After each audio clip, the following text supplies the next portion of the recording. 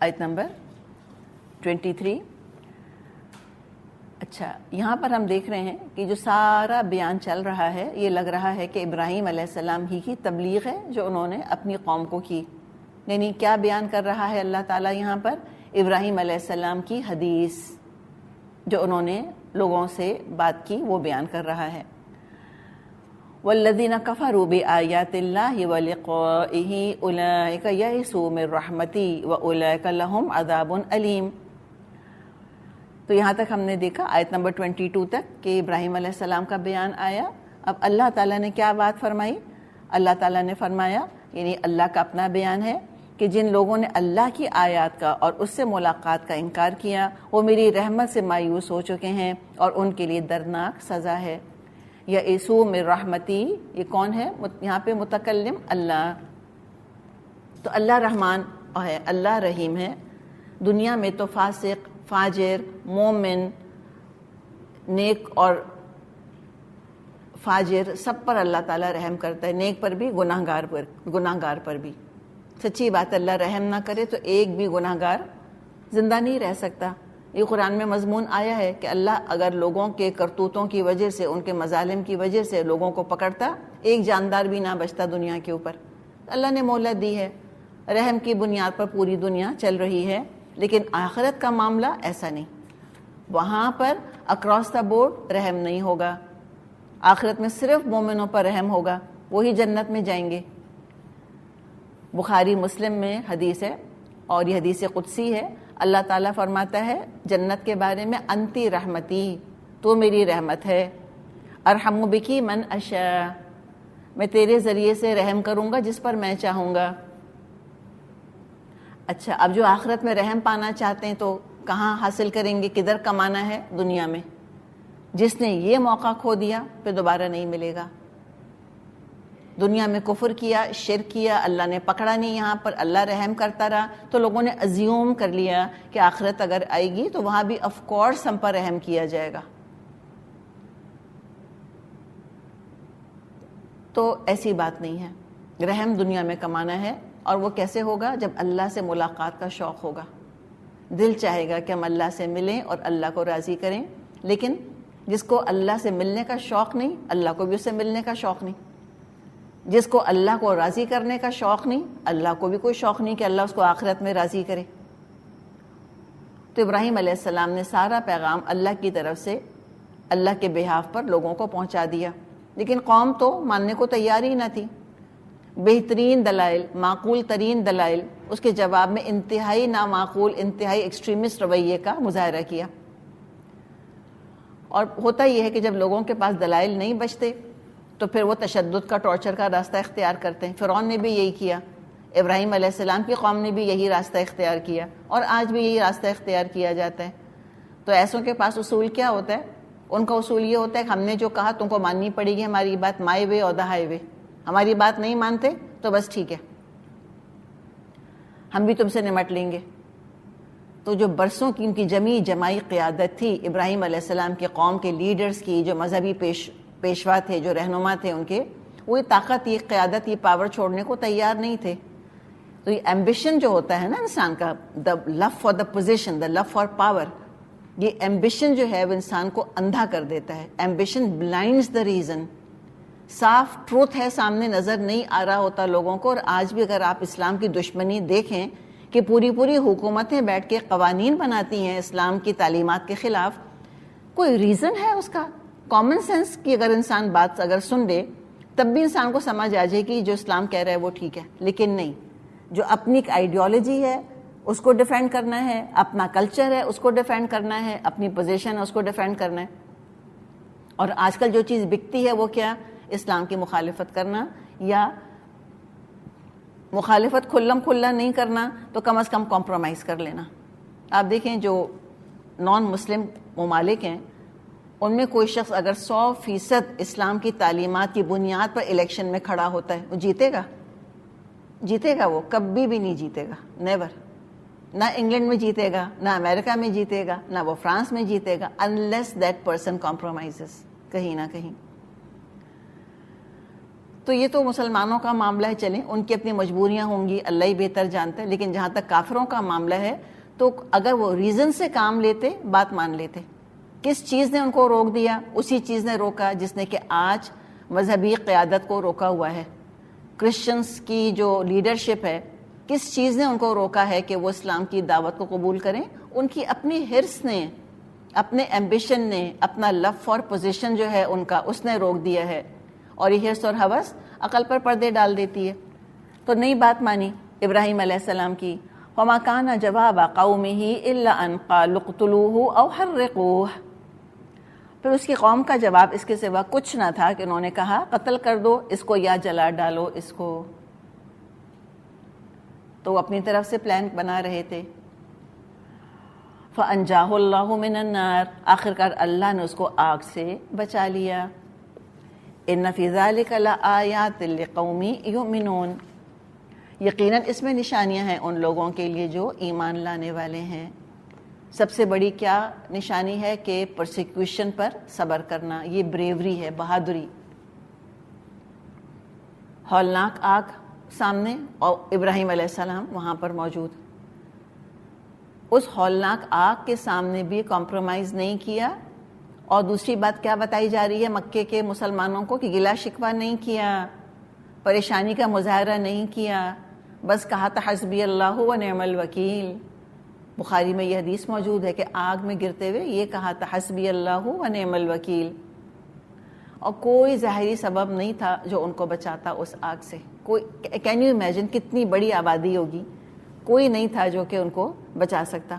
بغیر اسباب کے، مسبب الاسباب نے، اللہ نے ان کو بچا لیا. اور یہ حقیقت ہے، جو لوگ اللہ کی خاطر غیر معمولی قربانیاں دیتے ہیں، اللہ ان کے لیے قدرتی قوانین، لاز آف نیچر کو معمول سے ہٹا کر، روٹین سے ہٹا کر ایکسٹرا آرڈینریلی اللہ تعالیٰ پھر ان کی مدد میں کھڑا کر دیتا ہے، ان کی مدد کے لیے کھڑا کر دیتا ہے. یہ وہ لوگ تھے ابراہیم علیہ السلام جن میں شامل ہیں. انہوں نے اللہ کے رولز کو نہ بینڈ کیا نہ بریک کیا. ان کمپرومائزنگ مونوتھیزم نہیں، اس پر کوئی کمپرومائز نہیں ہوگی. صرف اسی کلمے کی وجہ سے جلا رہے تھے نا ابراہیم علیہ السلام کو، کہ انہوں نے کہا تھا کہ اللہ ایک ہے، لا الہ الا اللہ پر جلا رہے تھے. کوئی کمپرومائز نہیں کیا، کوئی بینڈ نہیں کیا. تو جب اس طرح مومن مضبوط ہو جاتا ہے، اللہ کے قوانین کو نہ وہ بیچتا ہے نہ سودے بازی کرتا ہے ان کے اوپر، تو اللہ بھی مدد فرماتا ہے. اللہ اپنے قوانین کو بینڈ کر کے اللہ تعالیٰ نے ابراہیم علیہ السلام کی مدد کی. اللہ نے اپنے قوانین کو بینڈ کر دیا، بریک کر دیا ابراہیم کے لیے. تو سبق کیا ہے اس میں؟ کہ ہر ایمان والا اللہ پر توکل کرے. دیکھو اپنے خلیل کے لیے کیسے اس نے آگ کو گل و گلزار بنا دیا. تو یہ دشمنیوں کی آگ ہے، یہ حسد کی آگ ہے، یہ نفرتوں کی آگ ہے. اللہ چاہے تو سب بجھا دے گا. اور حقیقی آگ بھی کیا ہے؟ اللہ کی مخلوق ہے نا. جو اللہ حکم دے گا وہ کرے گی. کبھی انسان اللہ کی مدد کی طرف سے مایوس نہ ہو کہ اب تو یہ ہو ہی نہیں سکتا، اللہ تعالیٰ تو اب میری مدد کر ہی نہیں سکتا. نعوذ باللہ، یہ تو کفر ہے. اللہ کی رحمت سے کبھی مومن مایوس نہیں ہوتا. وقال انما اتخذتم من دون الله اوثانا مودة بينكم في الحياة الدنيا ثم يوم القيامة يكفر بعضكم ببعض ويلعن بعضكم بعضا ومأواكم النار وما لكم من ناصرين. تم نے دنیا کی زندگی میں تو اللہ کو چھوڑ کر بتوں کو اپنے درمیان محبت کا ذریعہ بنا لیا ہے، مگر قیامت کے روز تم ایک دوسرے کا انکار اور ایک دوسرے پر لعنت کرو گے، اور آگ تمہارا ٹھکانہ ہوگی اور کوئی تمہارا مددگار نہیں ہوگا. تو سب سے امپورٹنٹ لیسن جو نکل رہا ہے وہ کیا نکل رہا ہے؟ کہ کبھی ہم اللہ کی نافرمانی کو کاز بنا کے اس پہ نہ جڑیں. نیور. کوئی سلوگن ایسا نہ اٹھائیں، کسی ایسے پرچم تلے جمع نہ ہوں جس میں کہ کھلم کھلا اللہ کی نافرمانی یا اللہ کی بغاوت کی بو آ رہی ہو. اللہ تعالیٰ نے کیا کہا ہے ہم سے؟ تعاونوا علی البر والتقوی، نیکی اور تقوی کے کاموں میں تعاون کرو. ولا تعاونوا علی الاثم والعدوان، اور گناہ اور نافرمانی کے کاموں میں تعاون نہیں کرو. یہی بات ابراہیم علیہ السلام اپنی قوم کو بتا رہے ہیں. بڑی گہری آیت ہے, بڑی گہری بات ہے جو یہاں کی جا رہی ہے. کیا کہا؟ اتخذتم من دون اللہ اوثانا مودۃ بینکم فی الحیات الدنیا. تم نے شرک کو اپنے درمیان معاشرتی روابط کی بنیاد بنا لیا ہے. تمہارا سارا اکنامک انٹریکشن، تمہاری سوشل لائف، تمہاری وفاداریاں، دوستیاں، جینے مرنے کی رسومات، سب کی سب شرک پر کھڑی ہیں، باطل عقیدے پر کھڑی ہیں. اور یہ ہوتا ہے، جو عقیدہ ہوتا ہے ویسے ہی کلچر ہوتا ہے انسان کا. ہم کلچر کو اور عقیدے کو جدا نہیں کر سکتے ایک دوسرے سے. اب ہم سمپل اگر بات کریں، ہم ایک نام ہی اگر لیں، ہم کہیں کرسمس، کلچر ہے نا، تو کیا یاد آئے گا اس سے؟ کرسچینٹی یاد آئے گی.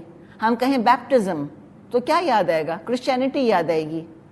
ہم کہیں آگ کے گرد پھیرے ڈالنا نکاح کے موقع پر، یا مردے کو جلانا، کون سا دین آئے گا؟ ہندوازم کا خیال آئے گا. ہم کہیں عقیقہ، ہم کہیں ولیمہ، تو کون سا دین یاد آئے گا؟ اسلام یاد آئے گا. ہم کہیں عید الفطر، عید الاضحیٰ، کون سا دین یاد آئے گا؟ اسلام یاد آئے گا. ہم کہیں حنوکہ تو یہودیت یاد آئے گی آبویسلی.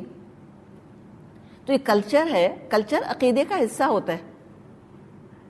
تو یہاں پر یہ کہہ رہے ہیں کہ دیکھو، یہ جو تمہارا شرک ہے، یہ کسی ایک زندگی کے خانے تک محدود نہیں ہے، یہ تمہاری پوری زندگی کا پیوٹ بن گیا ہے. اور عقیدہ یہی ہوتا ہے، عقیدہ ساری زندگی کی بنیاد ہوتا ہے، ساری زندگی کا پیوٹ ہوتا ہے. تو یہ کہہ رہے ہیں کہ بتوں کی عبادت کو تم نے بنیاد بنایا، اور تم نے مختلف رسمیں ایجاد کریں، اور مختلف فیسٹیولز ایجاد کیے، اور مختلف عبادات ایجاد کریں. تو سارے کا سارا باطل ہے نظام تمہاری زندگی کا. اب انہی کی بنیاد پر تم محبت اور اپنائیت رکھتے ہو کہ جو ان بتوں کو مانیں گے، ان بتوں کو پوجیں گے، وہ تم کو اچھے لگیں گے، تم محبت کرو گے ان سے، تمہارا سوشل سرکل انہی کے ساتھ ہوگا. اور جو ان بتوں کا انکار کریں گے، ان کو نہیں مانیں گے، تم کو سوشل آؤٹ کاسٹ بنا کے رکھ دو گے، جو ابراہیم علیہ السلام کے ساتھ کیا تھا انہوں نے. تو مطلب کیا ہوا کہ جو تمہاری آئیڈیالوجی کو نہیں مانتا، تمہارے آئیڈلز کو نہیں مانتا، وہ تمہاری کمیونٹی کا حصہ نہیں بن سکتا، تمہاری محبت اس کو حاصل نہیں ہو سکتی. کس حد تک کہ باپ نے بھی کہہ دیا وَاہْجُرْنِی مَلِیًّا، ابراہیم دور ہو جا میری نظروں سے، لَأَرْجُمَنَّکَ، ورنہ تجھ کو میں رجم کر دوں گا، پتھر مار مار کے مار ڈالوں گا. ابراہیم کون کہہ رہا ہے؟ سگا خون، اپنا باپ یہ کہہ رہا ہے. یہ حال تھا، یہ تھا ان کا تعصب اپنے عقیدے کے اوپر. اس طرح لوہا لاٹ وہ ہوئے تھے. تو کہا کہ چونکہ میں تمہارے بتوں کو نہیں پوچھتا، تم نے کاٹ کے مجھے پھینک دیا، اور تم ایسی دشمنی کر رہے ہو میرے ساتھ کہ آگ میں پھینک رہے ہو مجھ کو. تو اب اس کا دیکھیں، جو ہم بات کر رہے ہیں نا کہ بات بڑی گہری ہے. عقیدہ بدلنا یہ کوئی آئسولیٹڈ انسیڈنٹ نہیں ہوتا، یہ کوئی اسٹیگننٹ چیز نہیں ہے، ڈورمنٹ نہیں ہے. ہم نے بھی بات کی تھی دعا میں بھی کہ اس کے عقیدے کے اندر ڈائنامزم ہے، عقیدے کے ساتھ چینج ہے، اس کے ساتھ تبدیلی ہے، اس کے ساتھ ہجرت ہے، اس کے ساتھ آزمائشیں ہیں، مخالفتیں ہیں، اس کے ساتھ یہ سب کچھ ہوگا اس کے اندر. تو بتوں کی عبادت یہاں جو ختم کروانا چاہ رہے تھے ابراہیم علیہ السلام، اس کا مطلب کیا تھا؟ پتا تھا بتوں کی عبادت کرنے والوں کو کہ اگر ہم بتوں کی عبادت چھوڑیں گے پورا معاشرہ چینج ہو جائے گا، نئے پیرامیٹر پر معاشرے کی جو ہے وہ تعمیر کی جائے گی، نیا معاشرہ بنے گا، معیشت بدل جائے گی، laws of economics, laws of جو ڈوئنگ بزنس، وہ چینج ہوں گے ہمارے. دیکھیے جب ہم کہتے ہیں نا لا الہ الا اللہ محمد رسول اللہ، سچے دل سے یہ کہنے والا سود لے سکتا ہے کیا؟ نہیں لے سکتا. تو معیشت بدلی کہ نہیں؟ رشوت لے سکتا ہے؟ نہیں لے سکتا. تو معیشت بدلی کہ نہیں؟ یہ سارے جو ہمارے یہاں سے وہاں تک لوگ بیٹھے ہیں، اب چھوٹی چھوٹی باتوں پر زندگی تنگ کر دیتے ہیں لوگوں کی، اور رشوت لیے بغیر وہ فائل آگے نہیں بڑھاتے، تو کیا ایمان ہے ان کا؟ وَيْلٌ لِّلْمُطَفِّفِينَ، اللہ نے کہا ہلاکت اور بربادی ہے ناپ تول میں کمی کرنے والوں کے لیے. لوگوں کو حق نہیں دے رہے ان کا. تو معیشت بدلے گی، عبادت کے طریقے بدلیں گے 100%، معاملات میں تبدیلی آئے گی. نیا نظام قائم ہوگا، اس کی بنیاد اللہ کی محبت، اللہ کی اطاعت اور جنت کے حصول کی خواہش پر ہوگی۔ تو جہاں جہاں شرک ختم کرنے کی پکار رسولوں نے اٹھائی تھی، ساتھ ہی ساتھ اپنی اطاعت اور شریعت کے نفاذ کا پرزور تقاضا کیا تھا۔ واتقوا اللہ واطیعونی، واتقوا اللہ واطیعونی، یہی پکار آئی تھی نا، کہ یعنی اب تم ان کساروں کی اطاعت چھوڑو جو تمہارے گرو بنے ہوئے، اب تم کو میری بات ماننی ہے، اب نئے سرے سے ہم معاشرے کی تعمیر کریں گے۔ تو آج بھی ہم دیکھتے ہیں کہ دنیا کے ممالک میں بعض لاز سیکرڈ ہیں، ان کا کانسٹیٹیوشن سیکرڈ ہے، انٹچیبل ہے، آپ اس کو ہاتھ نہیں لگا سکتے، ان کی خاص اپنی سینکٹیٹی ہے، یہ ان کے بت ہیں، یہ ان کے اوثان ہیں، اور ان نعروں کے تحت، ان سلوگنز کے تحت وہ متفق ہیں، جو ان کی بات مانے، جو اختلاف کرے وہ آؤٹ کاسٹ۔ ابھی ہم نے بات کی نا، جو ان کا اپنا ایک مائنڈ سیٹ بنا ہوا ہے، جو ان کی کانسٹیٹیوشن کے اندر سیکولرزم اگر ہے کہ سیکولر کانسٹیٹیوشن ہے، آپ اللہ کے دین کا کسی صورت اظہار نہیں کر سکتے، ہر ریلیجس سمبل کو انہوں نے بین کر دیا ہے۔ تو خالی حجاب کی بات نہیں ہے، کراس بھی آتا ہے اس کے اندر، کراس بھی نہیں پہنا جا سکتا، یہودیت کے سمبلز ہیں وہ بھی آتے ہیں اس کے اندر۔ سکھ جو ہیں ان کا اپنا سمبل ہے نا کہ پگڑی باندھتے ہیں اور وہ بال ان کے لمبے ہوتے ہیں، وہ کرپان اور کرچھا، وہ سب چیزیں، کڑا بڑا جو ان کا ہوتا ہے، کرپان کرچھا کڑا، یہ سب ریلیجس سمبلز ہیں، ان پر بھی بین ہے، ان کی بھی اجازت نہیں ہے۔ تو سیکولرزم سے زیادہ کہتے ہیں کہ کوئی ریجٹ کوئی اور دین ہے ہی نہیں، انٹالرنٹ کوئی دین نہیں ہے جو کہ سیکولرزم سے زیادہ انٹالرنٹ ہو، اور اس کو وہ ٹالرنس کہتے ہیں، لیکن کتنے زیادہ انٹالرنٹ ہیں وہ دین کے معاملے میں۔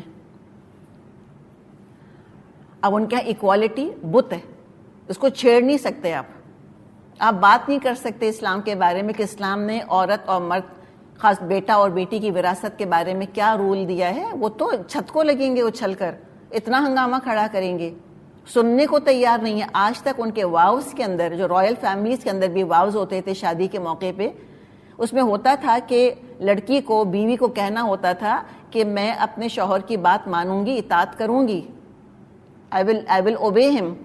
اور یہ بڑا ڈیلیما کھڑا ہو گیا تھا جب کوئین الزبتھ کی شادی ہو رہی تھی، وہ تو پرنسس تھی نا اس وقت، تب وہ پرنس فلپ کے ساتھ جب وہ شادی کر رہی تھی، پتہ تھا یہ فیوچر کوئین ہے، اب وہ کیسے کہے کہ I will obey him۔ لیکن اب انہوں نے یہ چیز نکال دی ہے، اب یہاں ان کو شادی کے موقع پہ یہ نہیں کہنا ہوتا۔ بتانا کیا مقصد ہے کہ ہزاروں سال سے کرسچینٹی کے اندر بھی یہ چیز تھی کہ بیوی جو ہے وہ شوہر کی فرما برداری کرے گی، کہ ایکوالٹی کا جو جنون سوار ہوا ہے ان کے اوپر، وہ کہتے ہیں نہیں، ہم نہیں مانتے اس بات کو، اب آپ ٹچ نہیں کر سکتے اس کو۔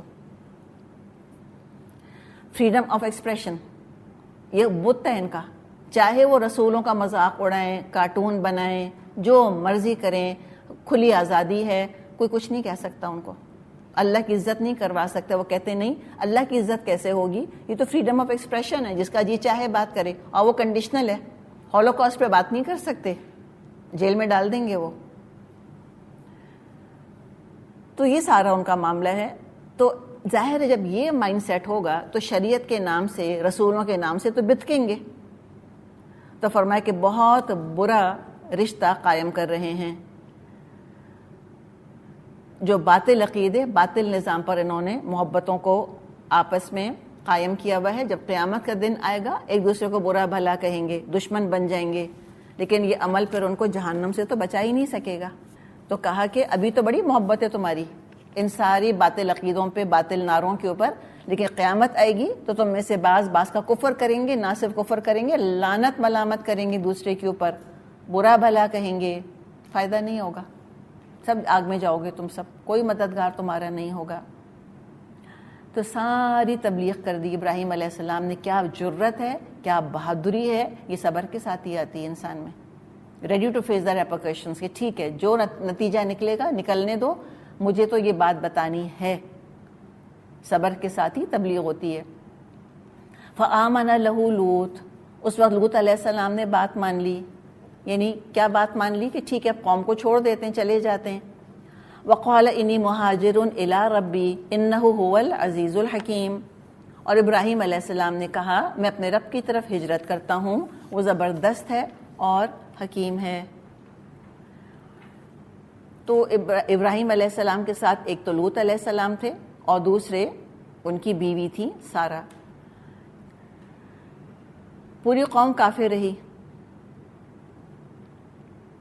اور ابراہیم علیہ السلام نے ہجرت کری، اور ہر پہلو سے ہجرت کری، جس پہلو سے بھی ہجرت ہو سکتی ہے، محبتوں سے، وطن سے، ذہنی، جذباتی، جسمانی، جغرافیائی، ہر طرح کی ہجرت کری انہوں نے۔ عراق سے شام کی طرف چلے گئے۔ وَوَهَبْنَا لَهُ إِسْحَاقَ وَيَعْقُوبَ وَجَعَلْنَا فِي ذُرِّيَّتِهِ النُّبُوَّةَ وَالْكِتَابَ وَآتَيْنَاهُ أَجْرَهُ فِي الدُّنْيَا وَإِنَّهُ فِي الْآخِرَةِ لَمِنَ الصَّالِحِينَ۔ اور ہم نے اس کو اسحاق اور یعقوب جیسی اولاد عنایت فرمائی اور اس کی نسل میں نبوت اور کتاب رکھ دی، اور اسے دنیا میں اس کا اجر عطا کیا، اور آخرت میں وہ یقیناً صالحین میں سے ہوگا۔ تو کیا قربانیاں ہیں، کس کا ذکر کریں۔ اللہ کی خاطر آگ میں گرنے کو تیار ہو گئے، بلکہ پھینک دیے گئے۔ تو اللہ نے کیا اعزاز ان کو بخشا کہ کروڑوں لوگوں کو جہنم کی آگ سے بچانے کا ذریعہ ان کو بنا دیا۔ ایک آدمی کی قربانی کتنوں کا اس نے بھلا کر دیا۔ اپنا گھر چھوڑا اللہ کی خاطر، اللہ نے اپنا گھر بنانے کا کام ان سے لے لیا۔ یہ اعزاز اللہ نے ان کو بخش دیا۔ تنہا گھر سے نکلے تھے، 2 لوگ بس ساتھ تھے، اور اللہ نے ان کو اولاد دی اور اولاد کو دنیا بھر میں پھیلا دیا۔ تینوں جو ریویلڈ ریلیجنز ہیں، جوڈیزم، کرسچینٹی، اسلام، سب ان کو بڑا مانتے ہیں، ان کی تعظیم کرتے ہیں، ان کی عزت کرتے ہیں۔ باپ نے سختی کے ساتھ دھتکار دیا تھا، پرے کر دیا تھا اپنے سے۔ اللہ نے قیامت تک کے لیے ان پر درود اور سلام کا سلسلہ جاری کر دیا۔ کروڑوں لوگوں کی زبانوں پر ہر وقت ان کے لیے درود رہتا ہے، الحمدللہ۔ جو لوگ نماز پڑھتے ہیں تو ظاہر ہے وہ تو درود ابراہیمی پڑھتے ہیں نا اس کے اندر۔ اور آخرت میں تو انہ فی الآخرۃ لمن الصالحین، وہ تو کیا درجے ہوں گے، وہ تو کہنا ہی کیا ہے، وہ تم کیا سمجھ سکتے ہیں۔ اللہ تعالی ہم سب کو ملت ابراہیم کے اوپر رکھے۔ وآخر دعوانا ان الحمد للہ رب العالمین۔ سبحانک اللہم وبحمدک، نشہد ان لا الہ الا انت، نستغفرک ونتوب الیک۔ السلام علیکم ورحمۃ اللہ وبرکاتہ۔